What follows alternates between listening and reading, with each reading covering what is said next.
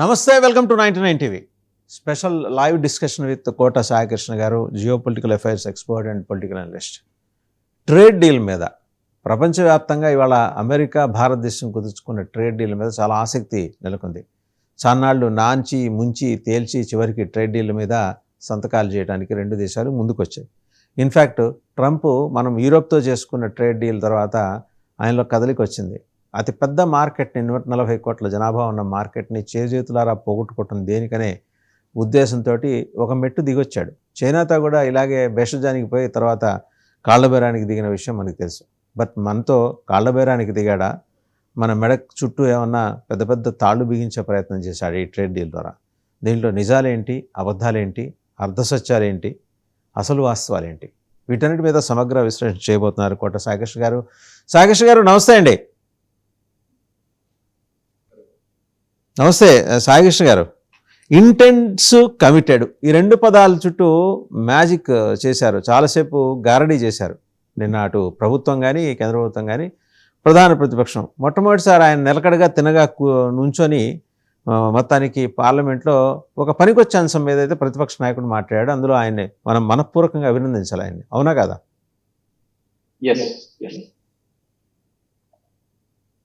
చెప్పండి. పర్టికులర్ గా నిన్న రాహుల్ గాంధీ గారు మాట్లాడిన దానికి మనము కంప్లీట్ గా అభినందించాలి. ఎందుకంటే మొదటిసారి వారు ప్రతిపక్ష నాయకుడిగా కొన్ని అంశాలని సభ ముందుకు తీసుకురావడానికి ప్రయత్నం చేశారు. సరే, అవి based on facts or assumptions, based on initial draft or revise draft, అది చర్చల్లో జరుగుతున్న అంశమా, గతించిపోయిన అంశమా, ఇవన్నీ పక్కన పెడితే కొంత ప్రయత్నం చేస్తామాట వాస్తవం. దానికి special appreciations to our opposition leader Rahul Gandhi. Now what is exactly this trade deal mean to the Indians? మనకు ఏముంది దీంట్లో, ఏ రంగాల మీద అసలు ప్రస్తుతం ఈ అంశాల చుట్టూ తిరుగుతుంది అనే దాన్ని ఒకసారి పరిశీలి. ఈ నేపథ్యాన్ని గమనిస్తే వివిధ దేశాలతోటి భారతదేశానికి వాణిజ్య ఒప్పందాలు ఉండటం అనేది ప్రత్యేకము కాదు, కొత్తగా, ఇది ఒక నిరంతరమైనటువంటి ప్రక్రియ. జాగ్రత్తగా గమనిస్తే ఇది ఎప్పుడు మొదలైంది? మనం ఒక క్లోజ్డ్ ఎకానమీ గాను, రాదర్ ఒక ప్రొటెక్టివ్ ఎకానమీ గాను ఉండేవాళ్ళం. 1990s, 91 since PV Narasimha Rao took over as the prime minister. అప్పటి వరకు కూడా మనం చాలా క్లోజ్డ్. ఇన్ఫాక్ట్ మనం దీన్ని ఎట్లా చెప్తామంటే, ఒక స్టార్ట్ చేయాల్సిన ఫ్యాక్టరీకి అనుమతులు తీసుకునే process it's such huge and lengthy one. కొంతమంది విసిగి వేసారి వెళ్ళిపోయిన వాళ్ళు, ఈ దేశంలో మనం పరిశ్రమలు పెట్టలేము, ఈ దేశంలో మనం పారిశ్రామిక విప్లవాన్ని తీసుకురావడం, ఎందుకంటే human resources is the biggest asset of this country. ఇట్లాంటి దేశంలో మనము పరిశ్రమలు పెడితే హ్యూమన్ రిసోర్సెస్ ని వాడుకోవచ్చు, ముడిసరుకు దొరుకుతుంది, లేబర్ కాస్ట్ తగ్గుతుంది అనుకున్న టైంలో చాలా వరకు 1990s వరకు కూడా it was not so possible and it was not so easy also. Licence Raj అనేటువంటి ఒక పదాన్ని వినుంటాం మనం, చాలా తరచుగా రాజకీయాల్లో ఈ మాట వినిపిస్తూ ఉంటుంది. కామన్ మ్యాన్ కి ఏంటంటే చాలా మందికి ఈ లైసెన్స్ రాజ్ అంటే ఏంటి అనేది తెలియదు. Licence Raj is exactly this. ఒక పరిశ్రమ పెట్టాలి అంటే there will not be single window clearance. అట్లాంటి సింగిల్ విండో క్లియరెన్స్ ఉండదు. దాంతో పాటు అనేక స్టేజెస్, బ్యూరోక్రటిక్ స్టేజెస్ దాటాలి. బ్యూరోక్రటిక్ స్టేజెస్ లో దాటంతో పాటు పాత పడిపోయిన కొన్ని చట్టాలు ఉన్నాయి ఈ దేశంలో. ఉదాహరణకి ఏ పరిశ్రమ అయినా తీసుకోండి వాసుదేవన్ గారు, దానికి ల్యాండ్ కావాలి, వాటర్ కావాలి, కొన్ని in terms of input subsidies కావాల్సి వస్తుంది, ఇన్సెంటివ్స్ కావాల్సి వస్తుంది, ట్యాక్స్ హాలిడేస్ కావాల్సి వస్తుంది. ఎందుకంటే they are coming and establishing their capital venture here.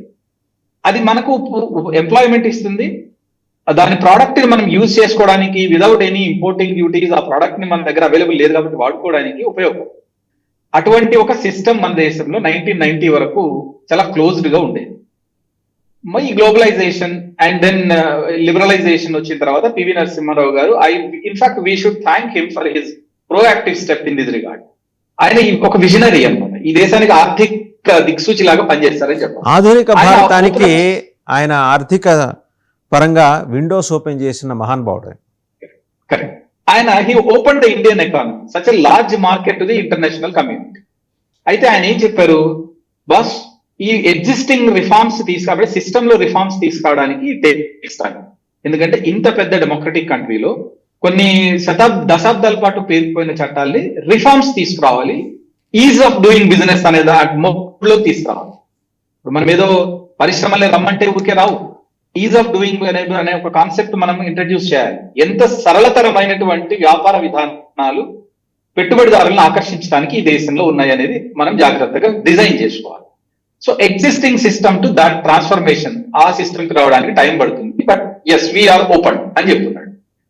అక్కడ మొదలైంది ఇంటర్నేషనల్ ట్రేడ్ అనేది ఎక్స్పోనెన్షియల్ గా ఇంక్రీజ్ అవ్వడం అనేది ఆ టైంలో స్టార్ట్ అయింది 1990s లో. ఇది మన 1990s. ఈ రెండు విషయాల్లో మనం ఇద్దరికి మనం థ్యాంక్స్ చెప్పుకోవాలి. ఒకటి అప్పటి prime minister PV Narasimharao, and అప్పటికి ఆయనకి ఈ ఫైనాన్షియల్ అండ్ ఎకనామిక్ సపోర్ట్ అంతా ఇచ్చిన FM finance minister Manmohan Singh garu. వీళ్ళిద్దరు కూడా దీన్ని కంబైన్డ్ గా చేసిన ఎఫర్ట్. బికాస్ ఏది మాట్లాడుకున్నా కూడా అపొలిటికల్ గా, నాన్ పొలిటికల్ గా మాట్లాడుకోవాలి. ఇందులో ఏ పార్టీలు అనేది అంతా మనకు సంబంధం లేదు. Let us try to review from a neutral perspective. ఇట్లా చూసుకున్నప్పుడు ఏమైందంటే వీళ్ళిద్దరు దీన్ని ఓపెన్ చేశారు. అయితే తర్వాత వచ్చిన సబ్సిక్వెంట్ గవర్నమెంట్స్ కూడా దే రియలైజ్ ద ఫ్యాక్ట్, మనం గ్లోబలైజేషన్ లోకి వెళ్తున్నాము, ఇంటర్నేషనల్ మార్కెట్ లోకి లాగా ఎమర్జ్ అవుతున్నాము. అండ్ ఫార్చునేట్లీ ఆ టైంలో దేశానికి అర్థమైంది మన దగ్గర ఉన్న మార్కెట్ ప్రపంచానికి కావాలి అన్న విషయం అప్పుడు అర్థమైంది. మన దగ్గర ఏమీ లేదు, మనం నిరుత్సాహపడిపోయిన టైంలో ఇంత పెద్ద మార్కెట్ ఉంది, వాళ్ళ దగ్గర వస్తువులు ఉన్నాయి, ఆ వస్తువులు ఇక్కడ అమ్ముకోవడానికి వాళ్ళకి అవకాశం ఉంది, ప్రొవైడెడ్ దట్ మనం కొంత ఇన్సెంటివ్స్ ఇస్తే. ఇది మన ఉద్దేశం ఏంటంటే డంప్ యార్డ్ కింద భారతదేశాన్ని మార్చాలనేది కాదు. our production strategy is completely different. మనం ఎప్పుడైనా ప్రొడక్షన్ ని తీసుకుంటున్నప్పుడు నా పివి నరసింహారావు గారి నుంచి టైం నుంచి కూడా ఇది మనం గమనించవచ్చు. We never simply buy the product, we always insist on the technology transfer. ఒక ప్రోడక్ట్ నువ్వు అమ్మితే నువ్వు టెక్నాలజీ సాంకేతిక బదిలీతో పాటు దీన్ని నాకు ఇవ్వాలి. First 5 years and annual maintenance కింద తీసుకోండి.